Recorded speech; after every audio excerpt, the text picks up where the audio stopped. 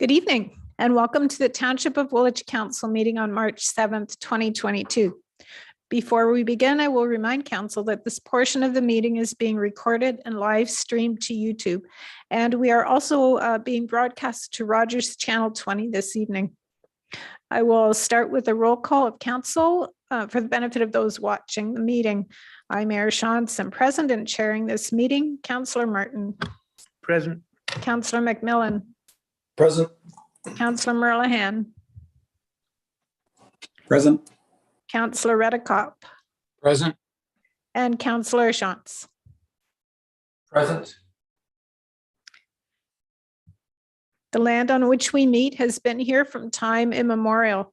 People have inhabited Southern Ontario for about 10,000 years, and we acknowledge the Attawandaron, also called the Neutral people, Anishinaabe, and the Haudenosaunee peoples who lived here when settlers arrived and who share this land with us. May we together learn to care for and respect each other, our flora and fauna, and the land we inhabit together. The images coming out of Ukraine this week are heartbreaking. I reflected on Councillor McMillan's comments last week that we need to be aware of conflicts across the globe and at different periods in history. And yes, that is very true. But at this moment in time, what is unfolding in Eastern Europe directly affects very many people in Waterloo region and in Woolwich who have ties to Ukraine and Russia. The consequences of the action of one man deciding to occupy an independent country threatens more than Eastern Europe. And I stand in awe of the tenacity and strength of the Ukrainian people to defend their way of life and democracy, our way of life and democracy. Our thoughts are with you, your country folk, in these difficult times and unsettling times. Let's take a moment of silence.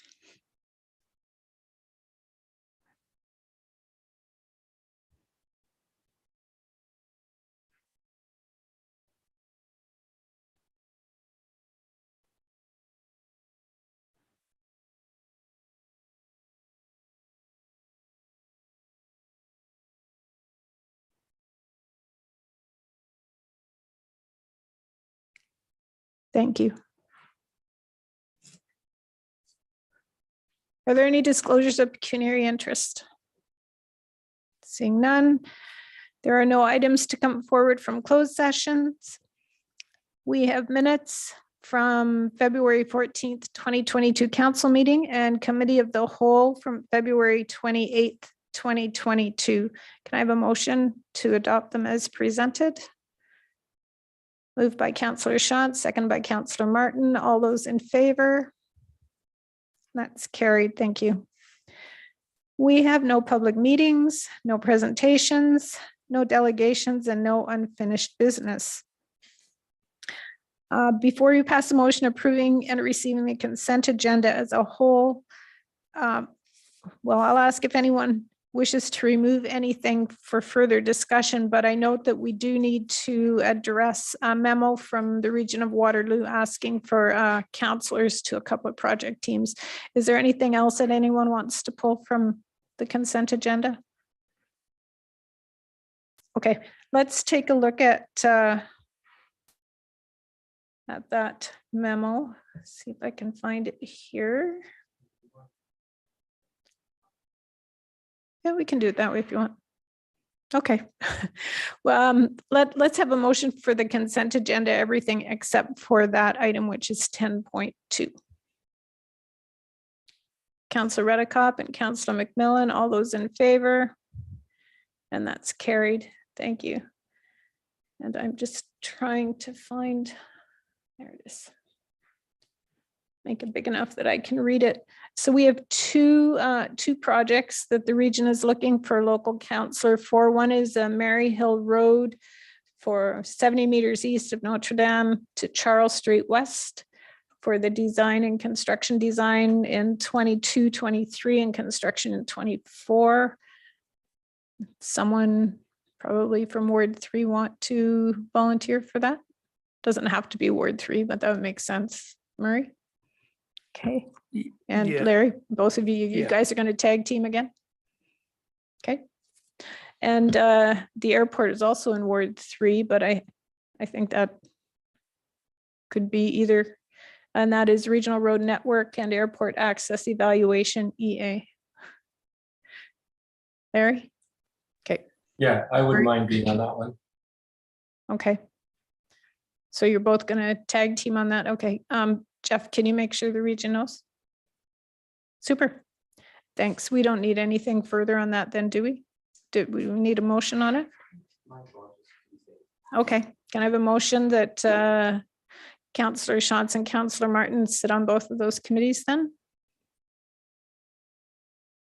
Moved by Councillor Redekop, seconded by Councillor Merlehan. All those in favor? And that's carried. Thank you. Okay, our first staff report is a zone change application for Robert Shue. Mr. Vink. Thank you, Madam Mayor, members of council. This is for zone change application 1/2022. Earlier this year, we had the public meeting, and this is for a temporary use zoning bylaw amendment to allow a multi-unit bunkhouse for up to 3 separate living units or pods for seasonal farm workers on the 24-hectare property located at 6515 line 86. Each of the pods will accommodate 9 people, and total could accommodate up to 27 people. In this case, is for the apple orchard, which is located on the property, which is a very intense, labor-intensive farm operation. Consistent with provincial policy statement, it does allow for residential units on farms to operate the farming uses that are taking place. Guidelines from the province also note that we should accommodate for extended seasonal labor on such operations as this, where there's intensive operation, such like vegetable growing, or in this case, apple farming. There is no issues with the regional official plan. The township official plan that we have in place currently doesn't allow for bunkhouses, but the new plan that we are just hopefully going to get approved soon will allow for these bunkhouses, and we'll have the policies in place at that time. However, in the interim, with our current official plan, since it wouldn't conform, we're going to go through a temporary use provision that allows this to take place for up to 3 years on the farm, with at least get the applicant started to allow him to build the building and structure and accommodate his staff for this coming year and address that concern. Our hope is with the replacement with a new official plan and the soon to follow zoning and bylaw, we will have this permanent before he comes up for renewal on the temporary use in 3 years. As per the zoning bylaw that we have attached, we have a definition for the proposed bunkhouse just to explain how it would operate and function, and something we'd likely be adding to our new zoning bylaw as that comes forward at some point. And this will then replace the current mobile home provision that's on the property with this new bunkhouse definition to then accommodate for these seasonal farm workers on this property in a manner that can appropriately accommodate them, given them all the health unit regulations and restrictions from different government levels, and help this farming operation to be successful. If there's any questions, staff is willing to answer them, and I think the applicant is also online and listening if there's any questions or comments. Are there any questions, council, for Mr. Vink or Mr. Shue? No? Would someone like to move the recommendation? Councillor Shantz, Councillor Martin, all those in favor? And that's carried. Thank you very much. Your application is approved, Mr. Shue. Thank you very much. Appreciate it. Okay. Next up is Jenna Morris, Economic Development and Tourism Officer, and Jasmine Nanda, Economic Development and Tourism Intern. Sorry about that. To speak to us about economic development in the township. Welcome, Jenna and Jasmine. Thank you, Mayor Shantz, and good evening, Council. I'm just going to share my screen for a presentation.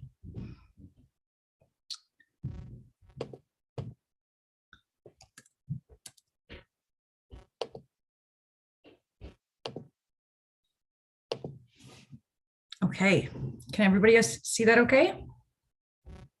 Looks Okay. good. Awesome.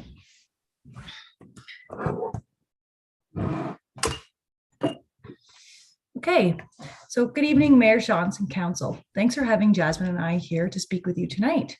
We're going to briefly share some of the department's efforts throughout the pandemic, but the main purpose of tonight's presentation is to inform both council and the public of the Economic Development and Tourism Division's Economic Recovery Strategy. That was a mouthful, so I understand where some of the slip up can occur. So the purpose of tonight's meeting is to share the Economic Development and Tourism Division's Economic Recovery Strategy. I've been before you a number of times regarding various initiatives and projects since the start of the pandemic, all with the purpose to support Woolwich businesses navigate these, shall I say it, unprecedented times. Although it's an overused phrase, it couldn't be more true for many of our industries. As the memo states, the Township of Woolwich is comprised of a diverse business mix, all impacted by the COVID-19 pandemic differently. This results in what we describe as a K-shaped recovery. It's when different parts of the economy recover at different rates, times, and magnitudes. A K-shaped impact and/or recovery requires us to provide flexible support and flexible levels of service.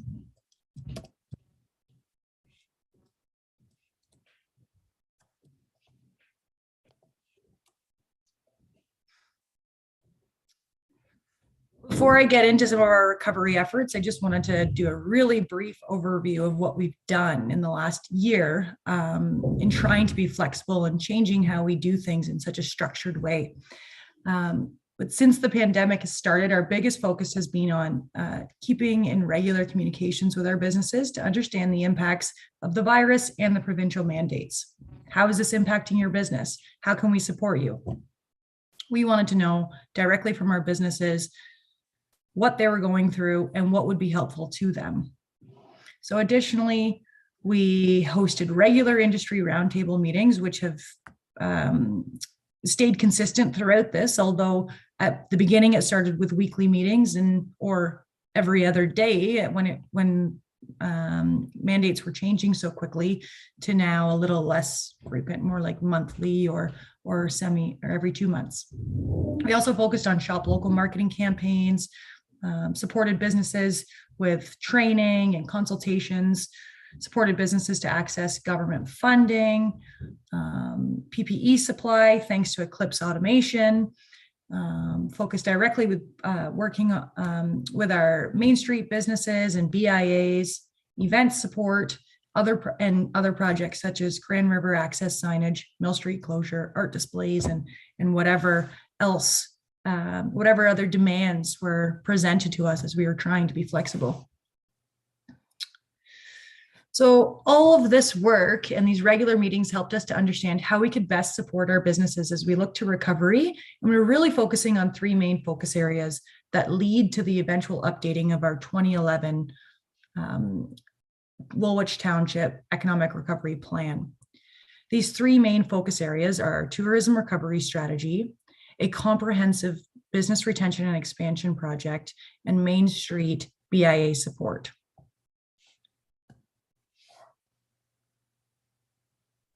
These 3 main focus areas were established as a result of the responses of a survey that we conducted last fall, and Jasmine's going to provide a little bit more detail on this shortly.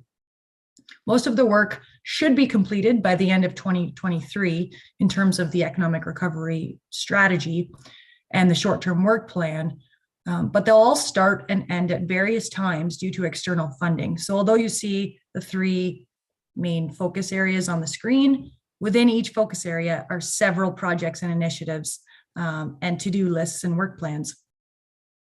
Of the 3 focus areas, the tourism recovery strategy has started. So thanks to, and this is why it says current through to 2023, but we were able to start this thanks to considerable funding and partnership with Wellington Waterloo Community Futures, which allowed us to extend a summer student contract position and get started right away.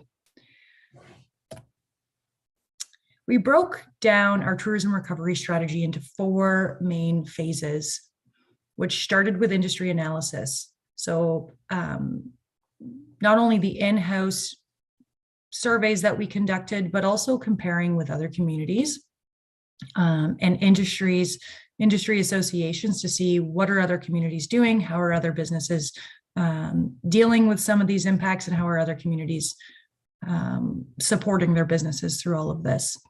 We then created a draft plan, and we created the draft plan through SWOT analysis, asset lists, draft action plans, and sharing them with our stakeholders eventually through the community engagement phase, where we said, this is what we understood from our meetings with you. This is what we're presenting or prepared to share with you, and then open it up for feedback. Will this actually serve your business or not? And it was a really great meeting. And lastly, as part of the tourism recovery strategy, it's sharing with all of you tonight and applying for funding, additional funding where necessary, so we can start working on some of these bigger projects. I'm going to share or pass it over to Jasmine so she can talk a little bit about the survey results before I go back into some of the other projects that we're working on as part of our recovery. Thank you, Jenna.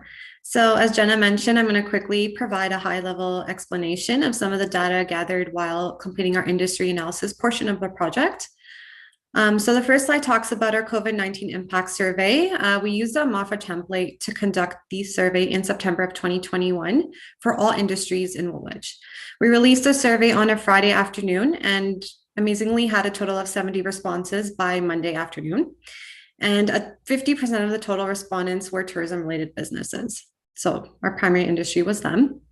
The primary location of businesses was in Almira and St. Jacobs, and our primary business industry that got back to us the most was retail trade at 25.50%. Businesses brought forth many concerns, some of which included operating below capacity, difficulties receiving supplies, and issues with the lack of staff. Next slide, Jenna. Thank you. Businesses also highlighted the need for government assistance during the pandemic and commonly used and applied for the Canada Emergency Wage Subsidy. 47% of these businesses were feeling pessimistic about their company's outlook in 2022, and common concerns for the future included decreasing consumer confidence and or spending, financial impact on operation and or liquidity and capital, global or Canadian recession, supply chain disruptions, and employee stress and or health. Next slide. We also completed an industry analysis in order to better understand how businesses were affected in Canada and Ontario. So we first looked at Restaurants Canada. They conducted an online restaurant business outlook survey in October of 2021 to better understand how the food service industry was specifically impacted by the COVID-19 pandemic. Some key results are as follows. So between July and September of 2021, 46% of businesses stated that their sales were much worse than expected. 50% of these respondents were also facing significant labor shortages, which is still an issue for this industry presently. And in comparison to 2021, overall respondents were feeling more optimistic about their company's outlook for 2022. Next slide, Jenna. Similarly, we also looked at the Tourism Industry Association of Ontario. They completed a survey on the long-term impacts of COVID-19 on Ontario's tourism businesses and their capacities to reopen, rebuild, and recover. The survey was conducted between June 15th and 21st of 2021, and they had a total of 361 respondents, and the final report was published on June 30th, 2021. Some key results: 67% of businesses stated that a major challenge to reopening was government restrictions. 78% indicated that the highest risk to tourism business operators was the loss of revenue. And 45% stated that they could not hire staff. And 61% said they might be at a risk of closure by the end of the year. So the data collected from the Township of Woolwich, Restaurants Canada, and TIO, they all indicate that the tourism industry has in fact been one of the hardest hit sectors by the pandemic. And this data has helped us analyze the issues and has assisted in the development of suggestions to further create a strategy and action plan for the township. Thank you.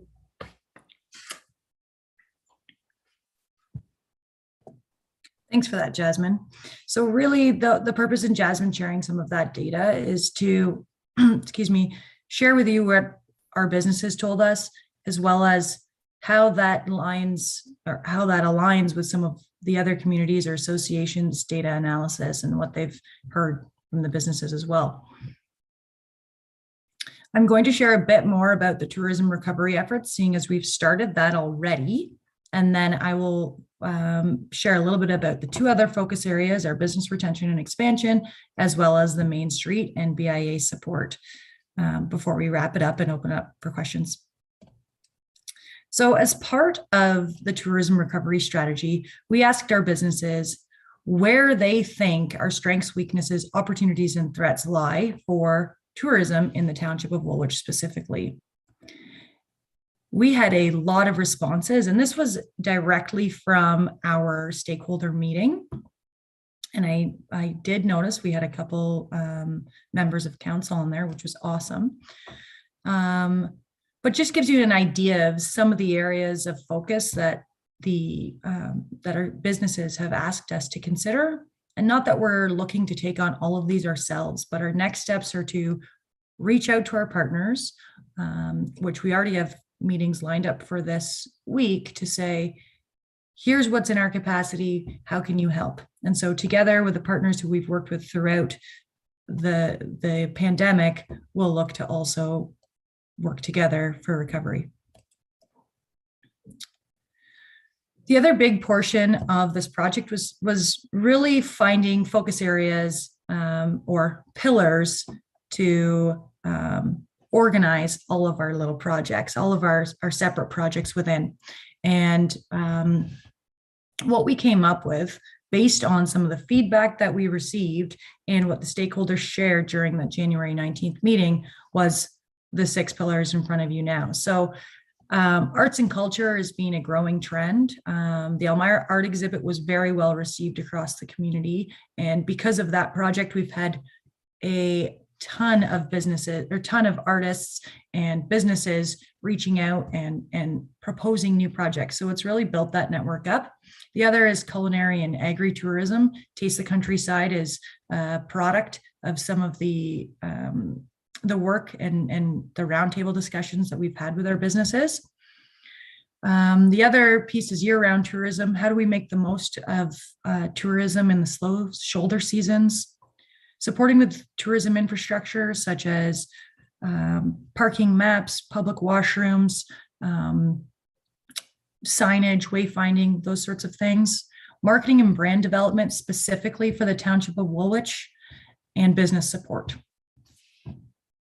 That can be through staffing, training, networking. In addition to the SWOT analysis, as part of the stakeholder meeting, we also created a bit of an action list. And again, this is a huge list that we're looking to organize in 6 categories and work with our partners to start picking away at this essentially to-do list. So as you can see, in the tourism recovery strategy alone, we've got a lot of work set out for us. But a brief overview of the comprehensive business retention and expansion strategy, and then later the Main Street and BIA support.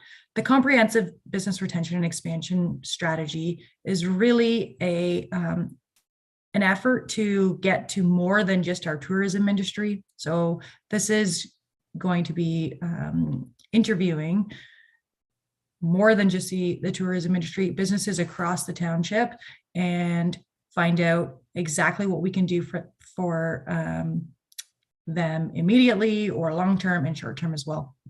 Main Street and BIA support looks to support our Main Street, which really we've been doing ever since the beginning of the pandemic, but is really placed as one of our focus areas because we've applied for funding to support some big projects in the main streets to make them look more appealing, as well as bring our community together to come and support those businesses on the main streets. So I think that's pretty much for what we wanted to share with everyone tonight at a high level. And if there's any questions from anyone, I'd be happy to take them. Thank you. If you could stop, there we go. Now I can see everybody. Thanks, Jenna. Are there questions for Jenna or Jasmine? Councillor Murlahan? Thank you. Through you, Mayor Shantz, to Jenna. For your recovery program for the tourism that you're working on right now, I wonder if you can tell us what kind of metrics are you using to track, how successful your program is going to be, by the time you finish at the end of the year. Thanks, Councillor Maryland, and through you, Mayor Shantz. That's a great question. And I was hoping somebody would ask it. So what we've done is, depending on the funding partner that we're working with, so all of these projects we're relying on funding partners, which we've already received or set to receive soon and or are waiting. Depending on that funding partner, they provide us their own metrics. So this could be number of new jobs within that tourism business, it could be number of or percentage increased foot traffic, percentage sales increased, promotional reach. So how many people are showing interest here in the township on our various platforms, and then direct feedback from those visitors when they arrive here on how likely they are to return. Okay, and do you have like a goal or some sort of attainable level that you want to reach with the program? And yeah, that's it. Yeah, so right now we've basically, so after tonight's meeting, the plan is to say, okay, here's where our budget sits, here's the number of projects that we have, and then organize those projects on what we can do. So I don't have a clear or a certain answer, because it depends on what our partners are willing to do and how much we can actually achieve. And because the metrics are very, how many people are coming here and what are their responses when they get here. So I would say watch this space for our certain metrics and what we're looking to achieve in all three of these areas. And same with the business retention and expansion project. We'll be more clear about what our metrics are once we actually have those business interviews. Okay, thank you. Thank you. Anyone else? Councillor Shantz? Thank you, and thank you, ladies, for your report. It looks like you've been busy, and it looks like you're going to be continuing to be busy. I think this question is probably more for Jasmine. And you talked about having 70 respondents to your survey. And that's one of the questions. What percentage of that would be the, or I should say, what percentage responded to your survey? How many people did you contact?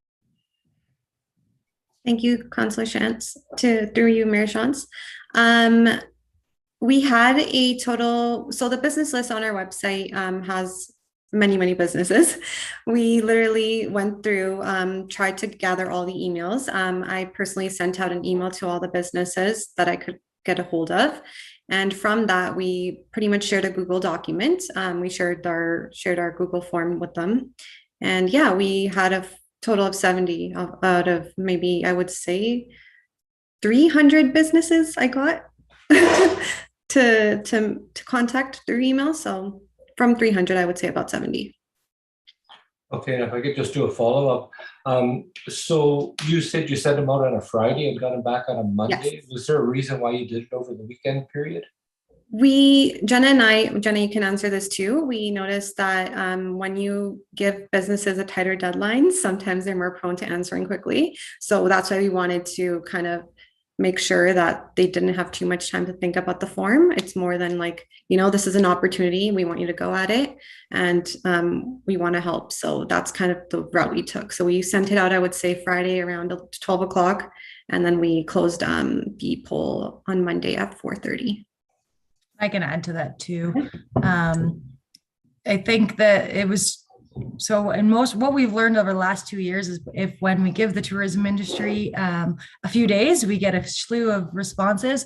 But the other important piece to that is we were using those metrics as an important piece for our funding application, and which we successfully ended up getting. And the fund, it was kind of like a last minute decision to say, let's use these metrics. It'll make our argument stronger for funding. And we gave them the weekend to do it. And so really the purpose in sharing that date too with you is because it's a testimony to how much the businesses really did care. Yeah, I was just wondering that if you would have gotten more responses, if you would have put it out during the week, sometime during working hours rather than on the weekend. I just was questioning why you would do it on a weekend.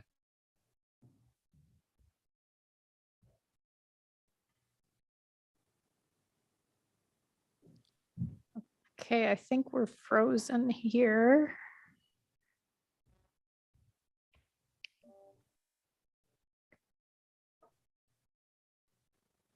I can see Larry moving a little bit. Everybody else is frozen. So if you give us a couple seconds, maybe we can get something fixed. I hope.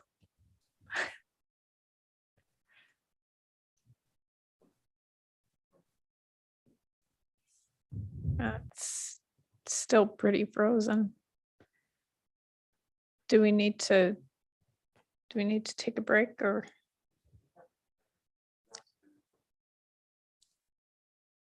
Okay, Jenna, can you hear me? Yeah. Yes, I can. Can you hear me? Okay. Yeah. Okay. I think we're back now. Thanks. Okay. Jeff is breathing a sigh of relief here. Okay. Is there anything else? Oh, I guess I was going to add to what Councillor Chant said about the numbers. It's been a long time since I've done any survey work, but I think a 25% response on a survey is usually considered quite good. So, yeah. And I think the other thing to note too is that's just one small avenue for businesses to communicate with us. Businesses in general are pretty surveyed out, especially through the COVID-19 pandemic. And our roundtables, we get a lot of participation and through our phone calls. So it's just one of many avenues that we collect information from all of them. Okay. I'm not seeing any other questions, but I would say thank you for all the work you've done on behalf of the business community and the tourism community and the township in the last particularly, well, couple of years, I guess. Jenna, you started just as COVID hit 2 years ago. So your work is, the businesses, everyone I talk to just sings your praises for the work you do. So thank you very much for the support. I know that the businesses in the township really appreciate it. So thanks to both of you. This was just for information, so there's no motion to go along with that. So thanks for the update and all the best. Keep going at it. Thanks, everyone. Thank you. Okay. Next up is Deanne Fries, Director of Development Services, to talk to us about the Ontario Housing Affordability Task Force. I'm having trouble tonight. Deanne, go ahead. Hi, thank you. So this report about the Housing Affordability Task Force is just for information at this time. The task force was established by the province in 2021, and they recently released a report in February of 2022.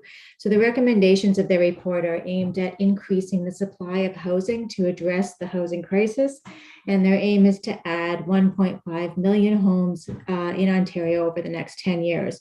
So they've provided 55 different recommendations, which focus on requiring greater density, reducing and streamlining urban design rules, cutting red tape, fixing the OLT, and supporting municipalities.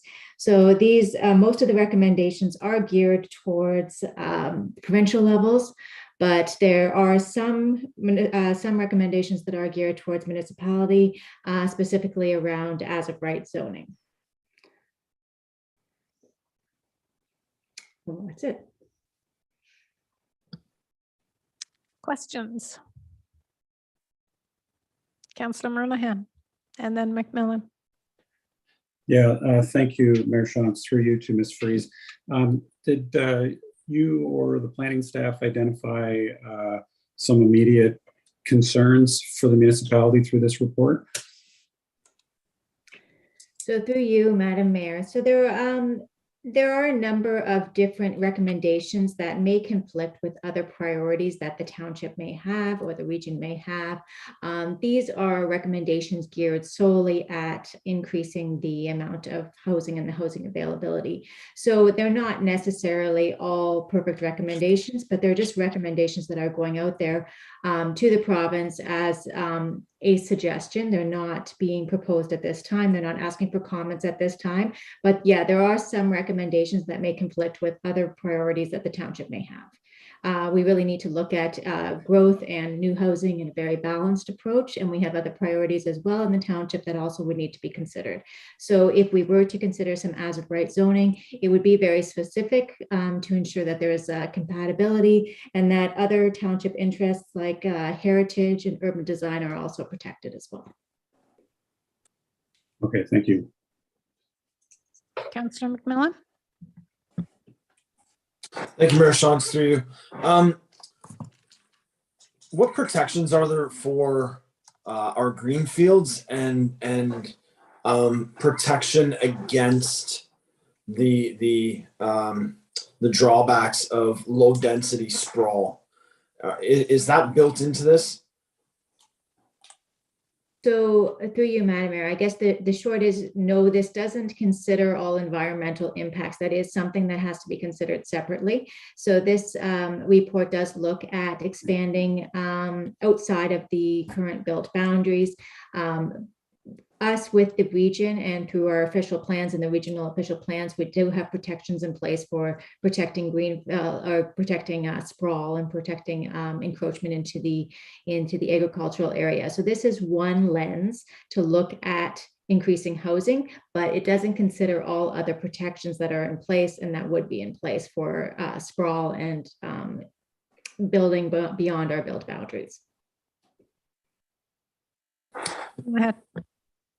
Follow up, Mayor Shantz? Yeah, excellent, thank you. And yeah, just to clarify, it's not necessarily just about environmental, but also we're an agricultural community in Woolwich. We want to protect our farmland. We want to protect that industry. And also we don't want to create environments where we've got, you know, an hour-long traffic jam to get into Kitchener-Waterloo or, you know, get out of our settlements. So that guarding against low density sprawl and the impact that comes with it, it's not just about protecting the environment. It's also about what type of communities that we want to produce, while we clearly have to have a boom in housing development.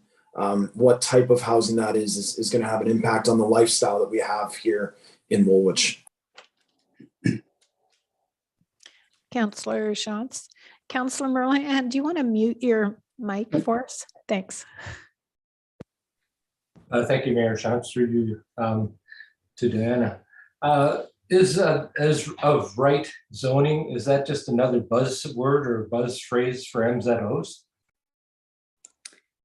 Through you, Madam Mayor. So no, it would have to go through council as a zoning bylaw amendment, and we could put in specific zoning that would allow certain types of development or certain densities of residential use in certain areas. So it would go through council, not through the province like an MZO, but it would be specific to an area where we would want to see more dense development or a certain type of development.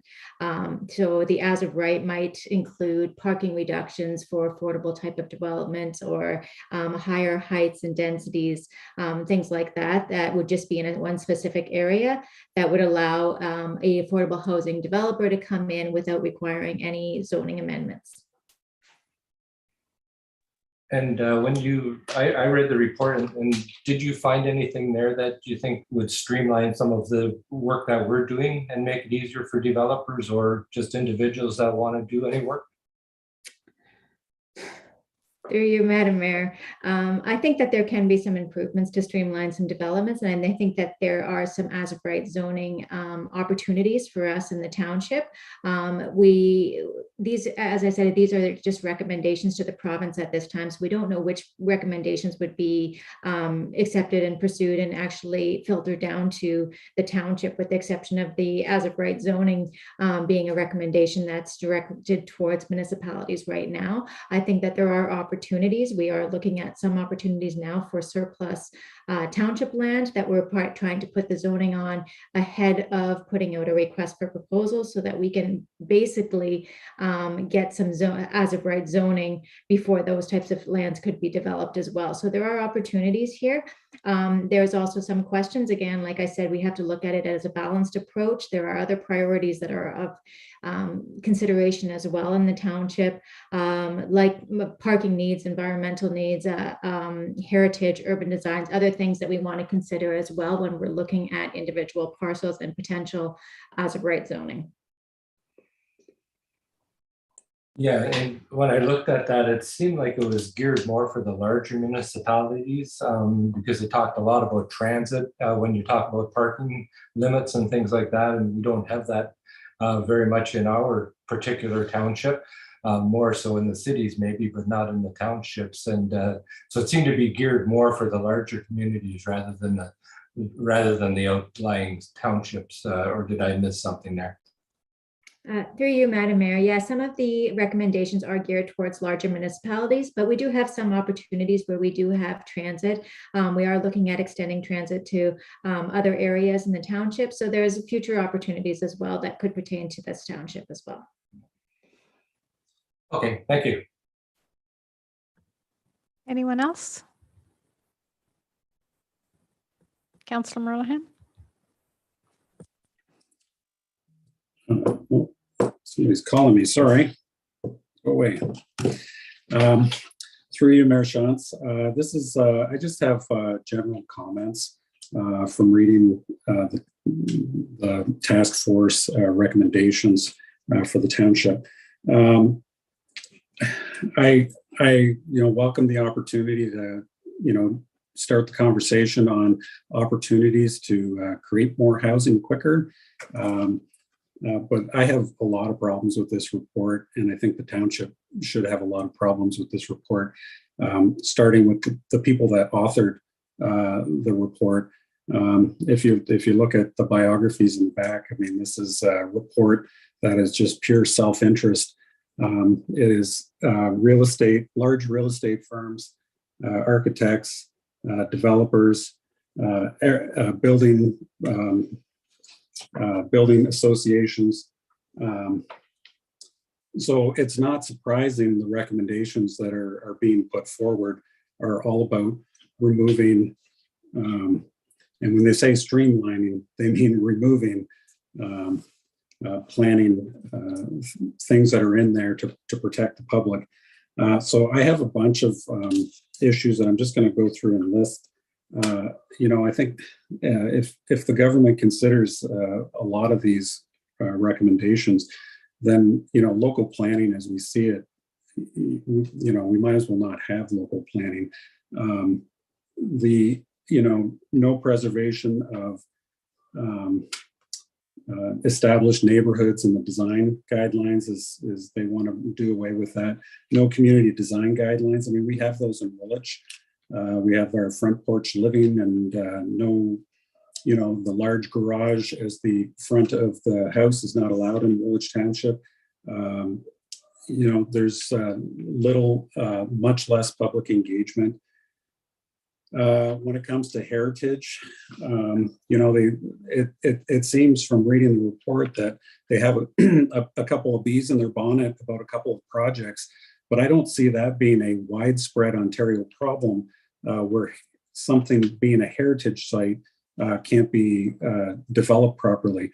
They only listed one example of some laundromats in Toronto along a transit route that they wanted to put big high rises up, but they were designated as heritage properties and thought they were just disgusted that they weren't allowed to build a building over top of them.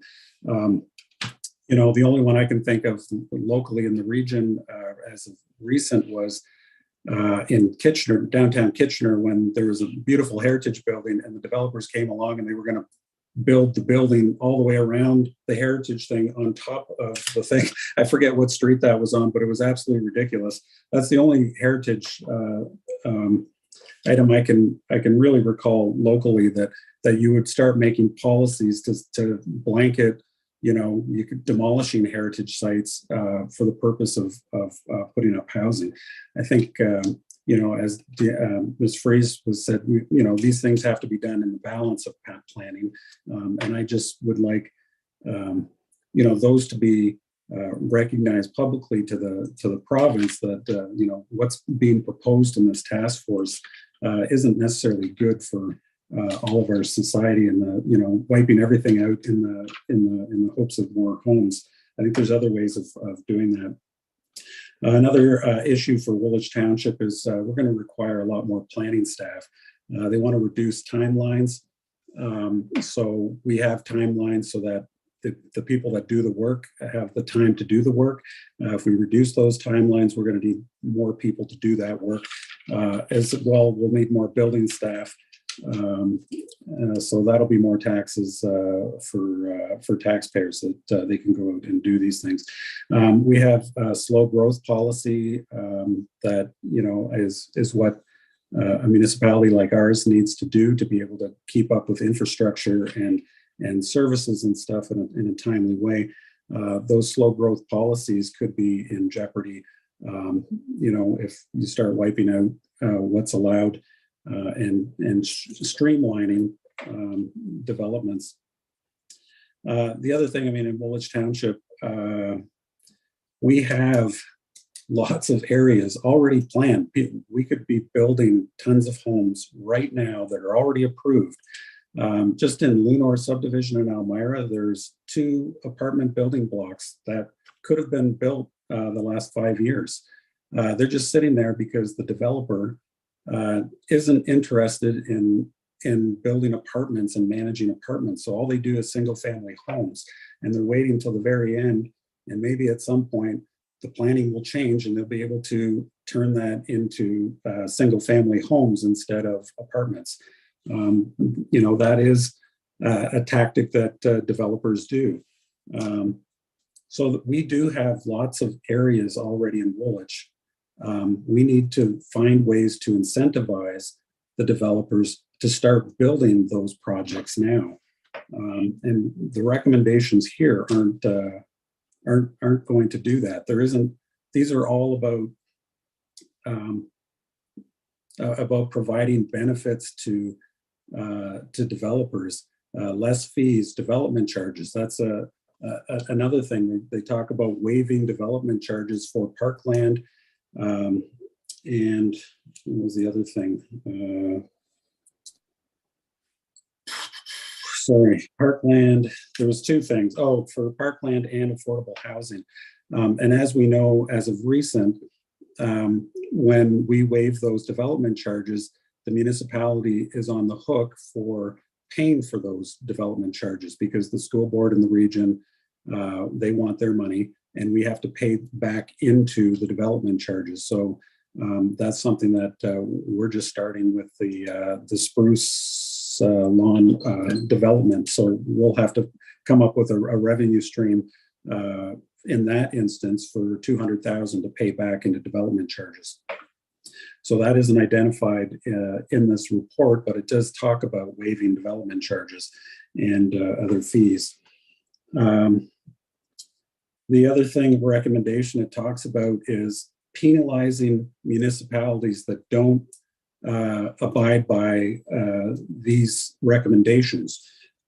So they're going to give municipalities that throw all the rules out, give them more funding. If you don't do that, they're going to decrease your funding. That's the recommendation to the province. I would rather than look at providing tax incentives to developers to build the homes and the units that we need, and get developers to change their behavior. This isn't about governments changing their behavior. We've been talking for years about attainable, affordable housing that hasn't gone anywhere. Developers continue to do what they're going to do, and they want to maximize every dollar that they can. So we somehow have to change their behavior. And in government, we've done that for years. When it comes to home energy, There's incentives when it comes to buying electric vehicles. There's been incentives. So that the task force didn't look at anything like that because they're looking at it. They are the ones receiving the benefits and as real estate agents and everything. So, like I said, it's a pretty one-sided report, and the public isn't represented in any way in this, which is unfortunate.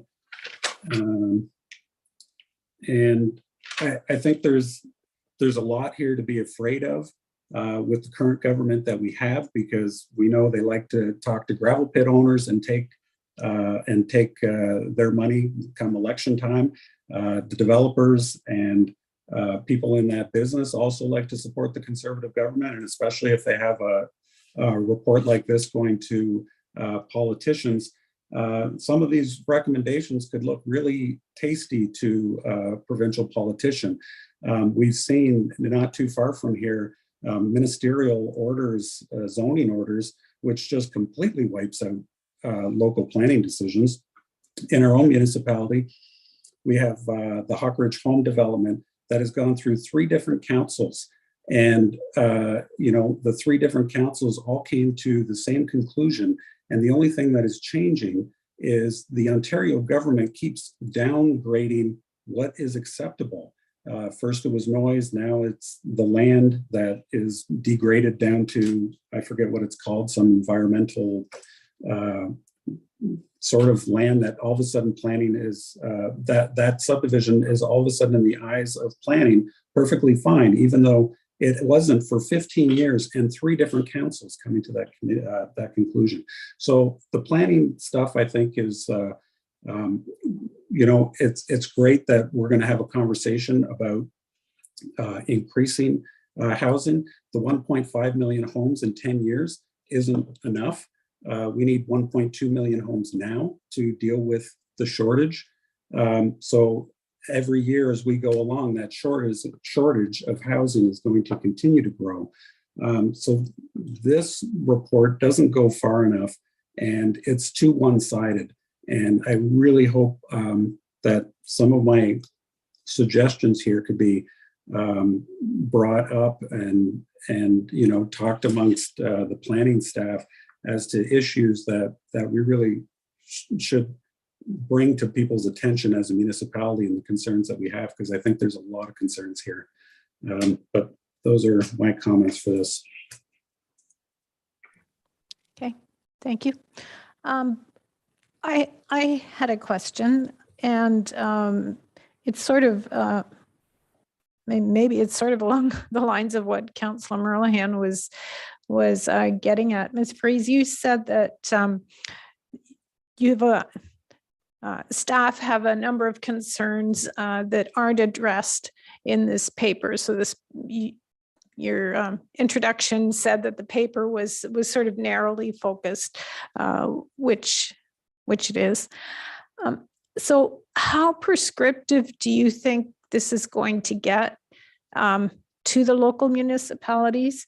And what can we do to influence that outcome before it gets to that point?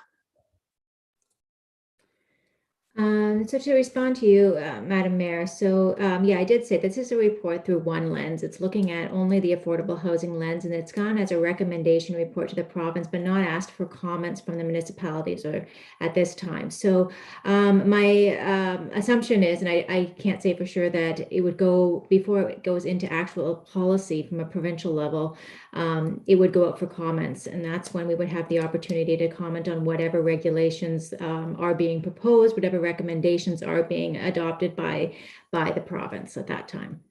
So at this time, it's just for information, because it's just provided as a report with recommendations, but not for comment or any other purpose at this time. So before the province were to implement any of the suggestions in there, we would assume anyway that it would come back out to our planning staff and to councils for further input. Is that? I would hope so. The province wouldn't have to, but I would hope that they'd come up to ask for comment at that time. Yes. Okay, very good. Thank you. Any other questions? Okay, well, this was for information as well. So thank you for that update on it. Thanks.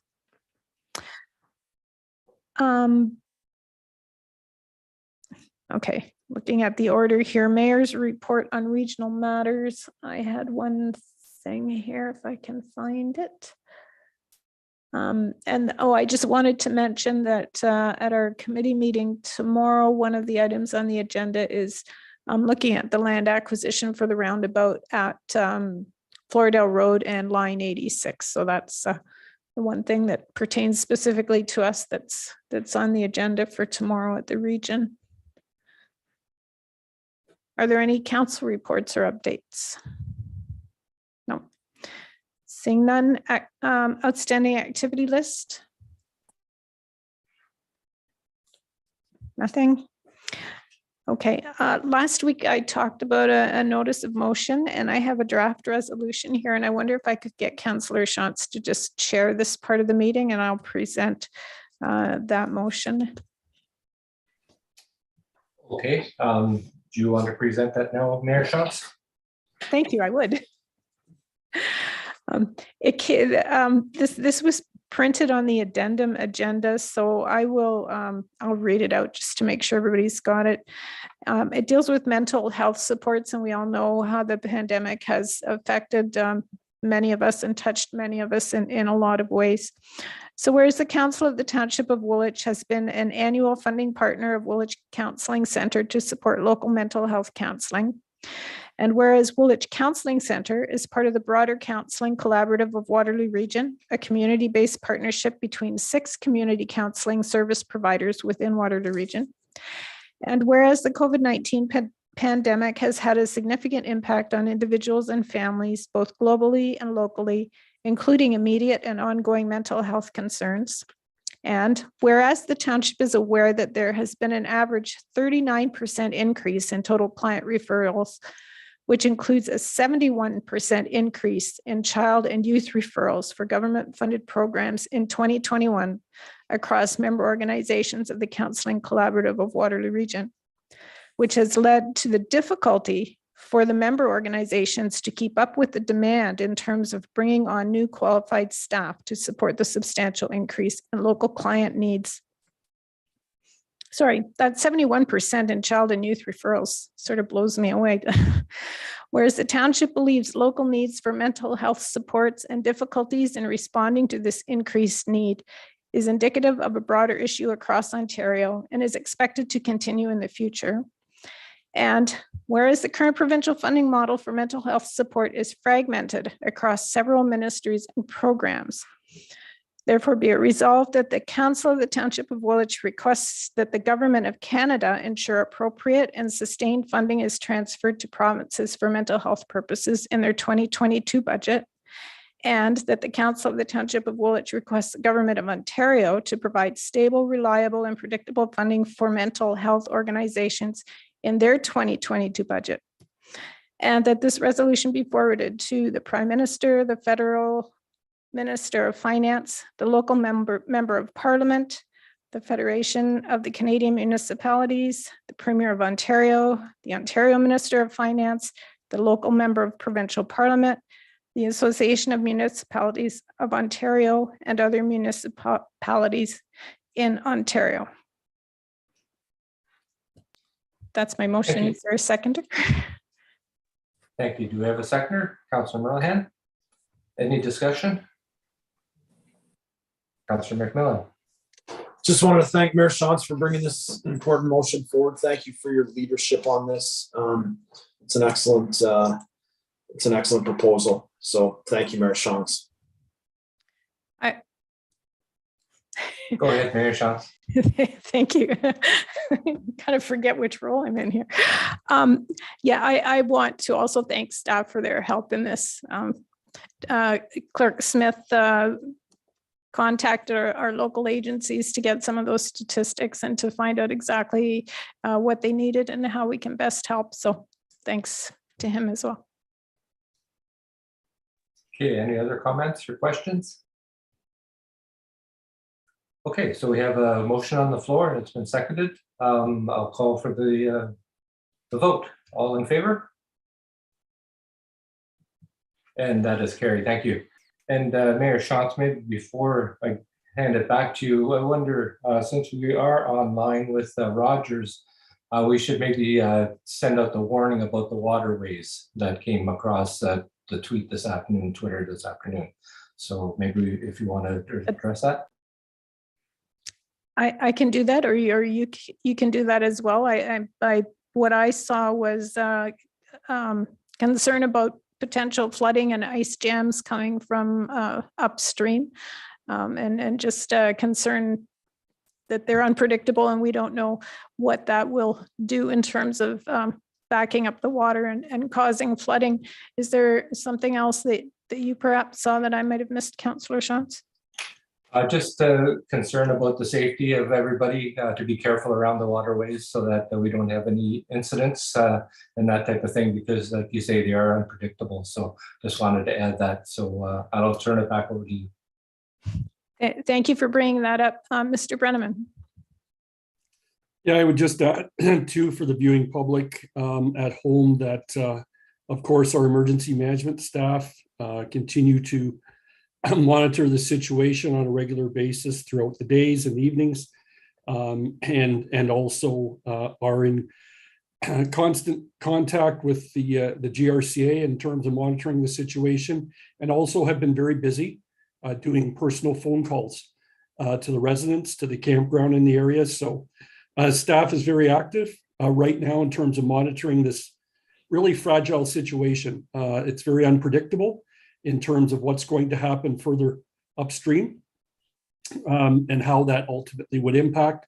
And of course, what we're always monitoring, besides the impact on people and the residents, is also the historical Westmount Rose covered bridge.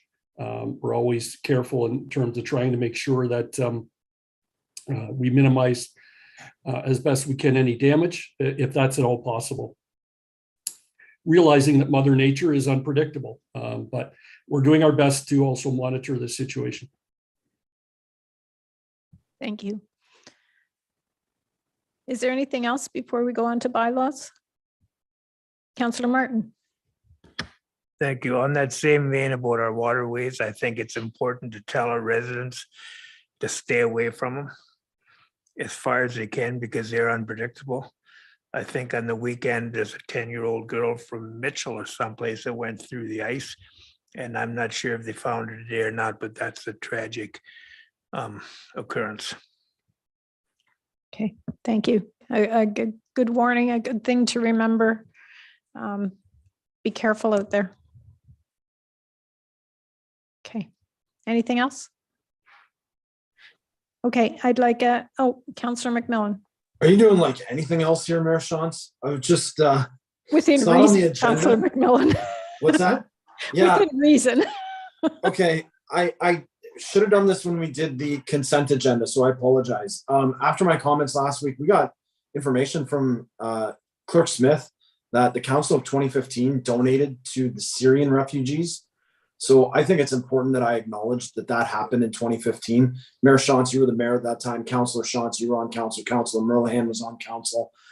So you were my representative at that time. So I wanted to say thank you for doing that. And I just think it was important that I acknowledge that that did happen in 2015 for the Syrian refugees. Okay, thank you. Okay, let's move on to bylaws then. A motion that the following bylaws in the hands of the clerk be read a first, second, third time and finally passed, and that they be numbered as bylaw number 17-2022 to 20-2022, and that they be signed by the mayor and clerk and sealed with a corporate seal. And you can read them here. I don't think I need to read those. Is there a mover and a seconder? Moved by Councillor Shantz, seconded by Councillor Redekop. All those in favor?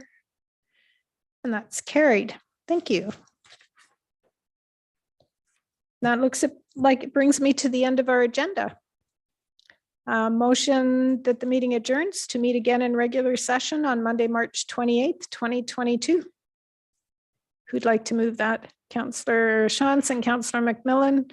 All those in favor?